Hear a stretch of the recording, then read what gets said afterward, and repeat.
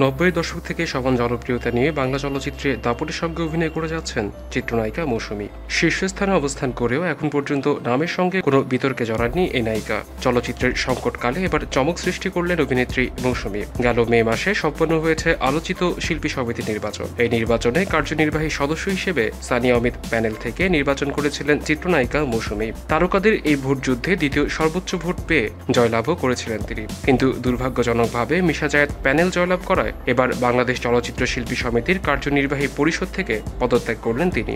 হঠাৎ তার এমন সিদ্ধান্তে রীতিমতো চমকে উঠলেন সবাই। সোমবার শিল্পী সমিতিতে নিজের পদত্যাগপত্র জমা দেন মৌসুমী। মৌসুমীর এই পদত্যাগপত্রটি তার স্বামী অভিনেতা ওমর সানি নিজের ফেসবুকে শেয়ার করেছেন। সেখানে লেখা আছে, আমি বাংলাদেশ চলচ্চিত্র শিল্পী সমিতির 2017-2019 মেয়াদে কার্যনির্বাহী পরিষদের সদস্য পদে নির্বাচিত হই। ব্যক্তিগত নানাবিধ সমস্যা থাকার কারণে আমার উপর অর্পিত দায়িত্ব পালন করা সম্ভব নয়। সে কারণে আমি উক্ত পদ হতে পদত্যাগ করতে আগ্রহী। এলটিভির সাথে থাকার জন্য সবাইকে ধন্যবাদ। বিনোদন জগতের সর্বশেষ সব খবরের আপডেট পেতে আমাদের সাবস্ক্রাইব করতে ভুলবেন না।